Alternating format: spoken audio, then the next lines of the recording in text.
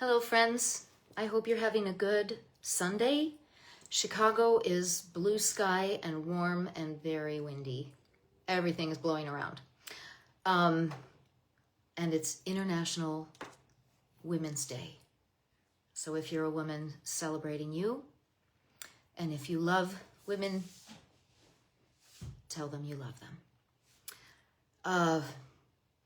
I had a lot of thoughts swirling around in my head this morning and early this afternoon about doing a reading today, because we are 6 years from the week when all of us in America started to become more and more alert and maybe slightly alarmed by what was starting to show up in China and Italy and a few other spots, which turned out to be the pandemic, the coronavirus, which, if you recall, we hadn't had one in about 100 years.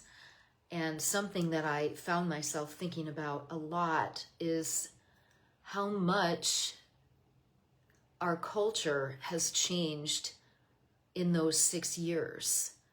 A lot of it we're still uncovering. One thing that never leaves my mind is a statistic that somebody shared when the numbers of people who had died in America started to get close to 1 million.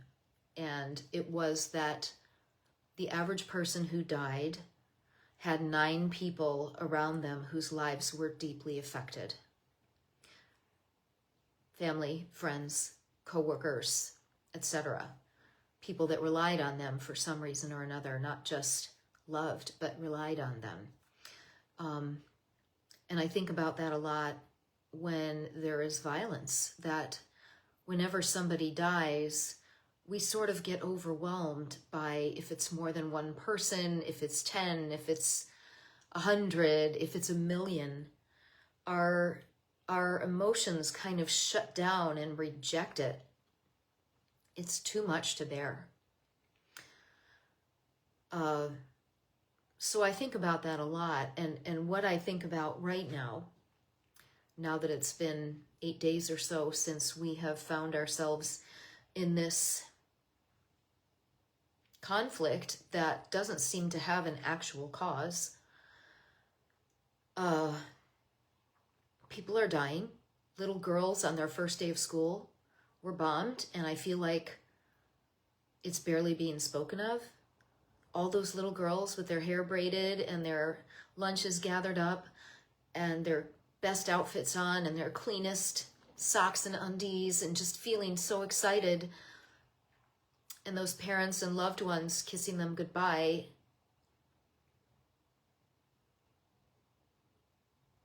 It's hard to let myself feel it. So I'm not judging anybody for walking away from those very complicated feelings of sadness and helplessness, etc., etc. But what I also think about is the ways that we were affected by the shutdown, the schools, the masking, the changes in our work, the changes in our how we interacted with each other, and the schisms that started to appear that maybe were there before, but then became uncrossable abysses, cracks in our culture. And I think a lot about those who cannot speak to anybody who has different ideas about politics, medicine, science, culture. What's the right way to be as a person? What do we accept or not accept about the people around us? Do we judge them or just love them, etc.? I think about all that and what was in place before the pandemic, the fear, the desire for liberty, the skepticism of education and science, the fear that government wasn't really doing anything for us. All that anxiety, that soup And especially those supporting this war, and saying out loud that, well, that leader was terrible. He was, and it's against international law to remove leaders from other countries. That's not what we're supposed to do. And we have signed agreements and followed those agreements just like other countries have.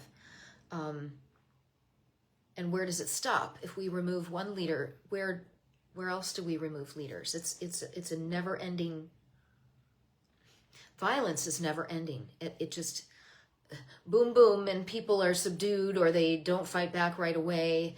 And then 10 or 15 or 20 years later, they or their children come right back. And if we are, quote, the good guys and they are the bad guys, do we just keep fighting them? Or maybe we start to wonder if we're not really making wise choices. Unanswerable questions. And what is happening right now with that fear, that desire for liberty, the skepticism and anxiety and economic worries? What is being stirred up and pressed on like a bruise to manipulate us, to fall into fear? I was listening to an interview earlier today with 2 poets laureate talking about, like, why poems? Another unanswerable question. But 2 things came out of it that really struck me. And the first one is that poems are a ceremony. When you come across a poem, audio, in a book, in your feed, showing up in the newspaper as they sometimes do, that they create this sacred container. And that sacred container is then a space where radical compassion can come in, where whoever you are and whatever you think is absolutely correct, that you start to see that others around you also believe that they are absolutely correct, and that the radical compassion can come in and make room for others and their humanity. And one of the poets reminded us of the idea from, I hate it when I forget names. I'll just say it without names. The radical idea that none of us are individuals, that we are all one. And when we feel separate, we are the least connected to creation. And when we see how we are connected, we go back to that beautiful whole. So I want to read a poem about women that I really love, that I saved a few weeks ago, and I think it's pertinent for International Women's Day. And then, because it's been 6 years, almost exactly, since I began doing these readings, I'm going to read 2 of mine from the very beginning of the shutdown. One from March and one from around May of 2020. And maybe I'll come back a little more often in the next few weeks to honor the strangeness of that time 6 years ago. So first, this poem is by Kaitlin Hardy Shetler. And I think that she has a site that's just Kaitlin Shetler Poetry. You can look her up. The hashtag that she used for this poem online was Ordain Women.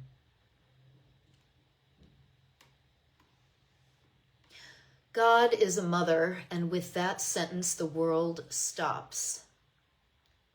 The world always stops when woman and divine commingle, as if the feminine dilutes the miraculous when in reality it embodies it. When Jesus turns water to wine, they clap, but when women turn breasts to milk, they cringe. A broken man's body is celebrated each Sunday, while a broken woman's body is just hidden away. And it's no wonder that mother is a word used by men to demonize those who don't claim the name, and weaponized to shame those who step out of line because their ideal woman plays the role of nurturer and silencer in pews built and led by them. But when God becomes mother, she is neither quiet or compliant. She leads confidently. She questions authority. She commands respect, which might be the problem. For Mother God did not gather us up carelessly, but took her time with it. She fed us milk, birthed our souls, and broke her body, and the permanence can be uncomfortable. And to disentangle God from motherhood is impossible, but to disentangle God from womanhood is sinful. Because seeing God as mother is one step closer to seeing God in me, and it's in that I am truly born again. By Kaitlin Hardy Shetler. I've been slowly working my way through some literature about Mary Magdalene and her role in the early practice before Christianity was a church, before the Romans decided to make it their state religion. And even though I was raised in religion, I don't think it is a bad thing to consider how the message from a carpenter and rabbi who was executed by the government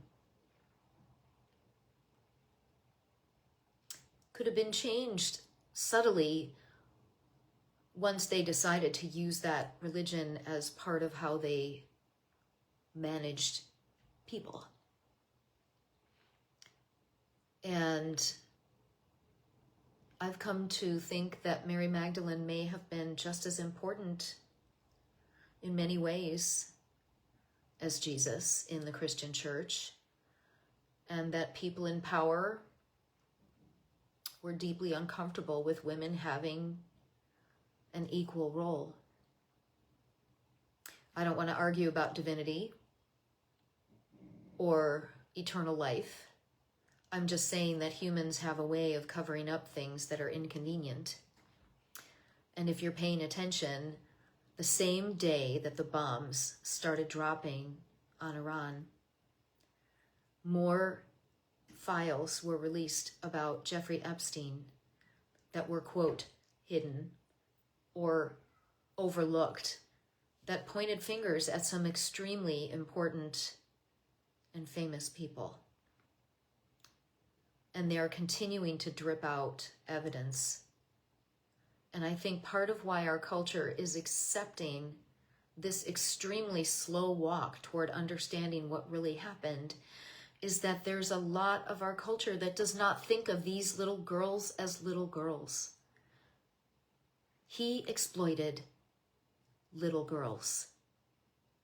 He did exploit some women, yes, all very young. But 18 and under, those are babies.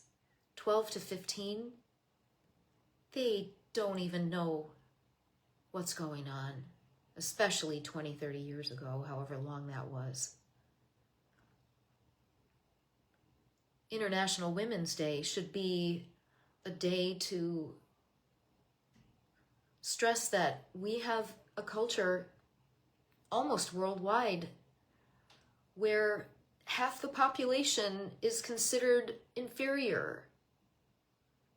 Sometimes intelligently, like intellectually inferior, sometimes physically inferior, sometimes not even worth the same as a male human, sometimes chattel.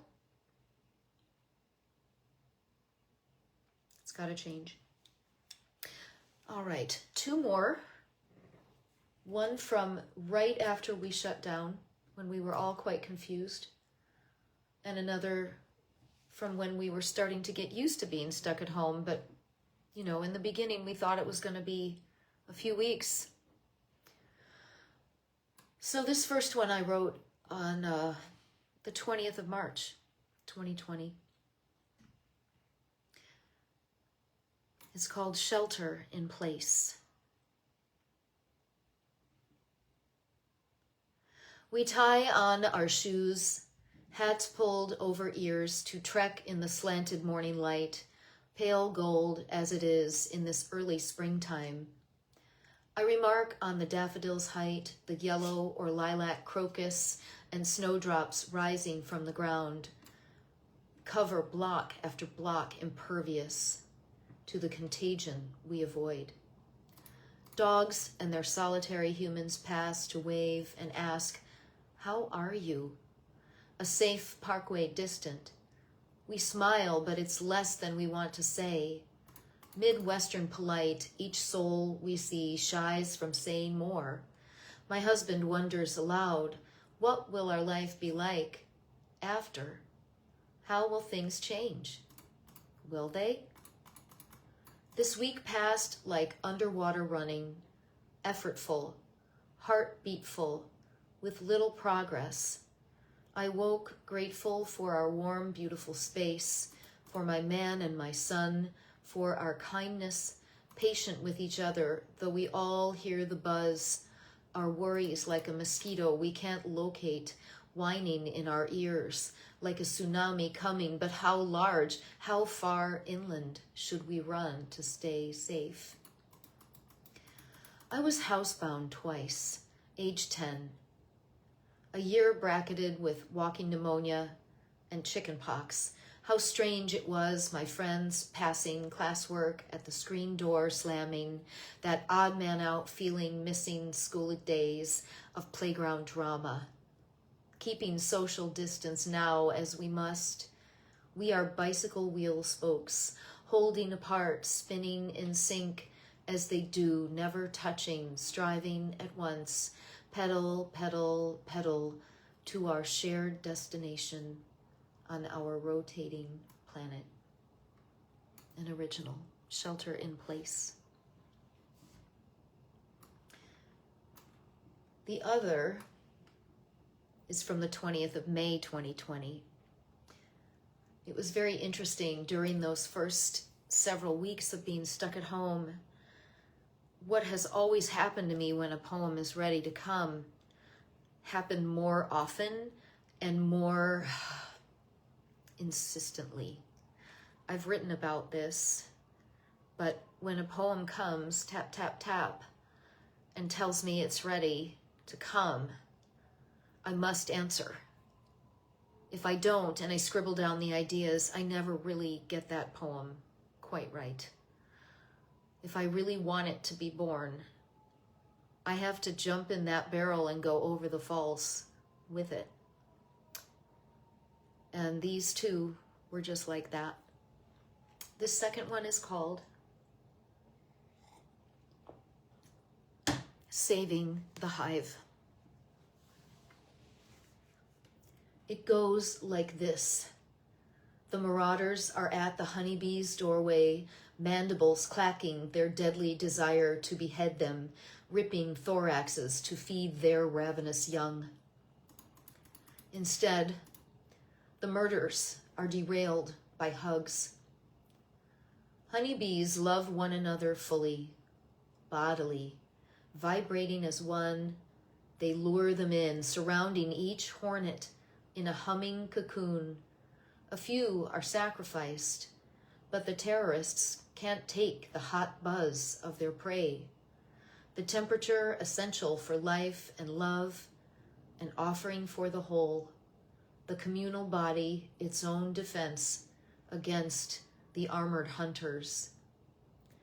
In our cocoon of love, safely distant from our familiar hives, our hug is the space we leave to conquer this novel crown, our yearning to touch, to dance hand to hand, smiling open-mouthed, singing with hands cupped by another's ear, our congregational desire to share air, given up to patient anticipation of our return to one another.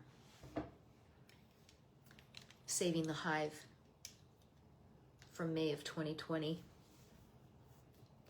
It was a really strange time.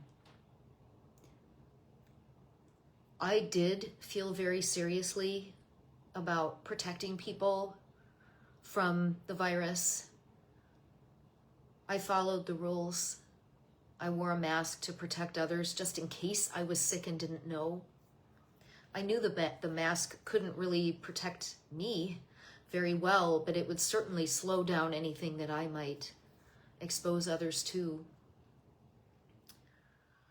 And as people became more and more angry, not all, but many people became more and more uncomfortable and angry about being limited and forced to ...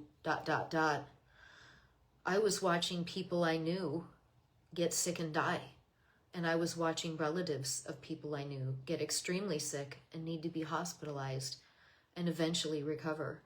And I was watching people I knew develop this mysterious thing that we ended up calling long COVID.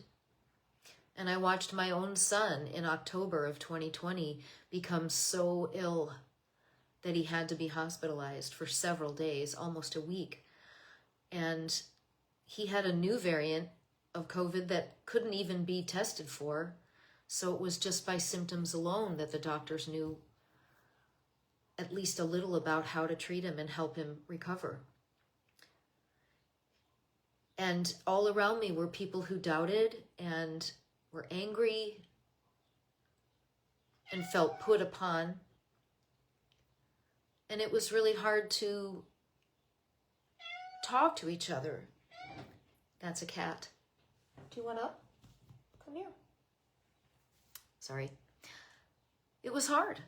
And here we are all these years later, and in some ways it feels even worse. And I'm just going to say it because if you made it to the end, you already know me and like me. But our country is being run by a man who is a grifter and a criminal who wants to be an oligarch, who thinks that he can take away our elections and bomb countries just because he feels like it to distract us from his crimes and the crimes of his friends and cronies. And he doesn't seem to even have all of his faculties. So I'm concerned. And as I said in my last video, hope is a choice. I'm sorry, joy is a choice, and hope is a practice. So keep reading poems. They are ceremony. And tap into your radical compassion. I'll see you again.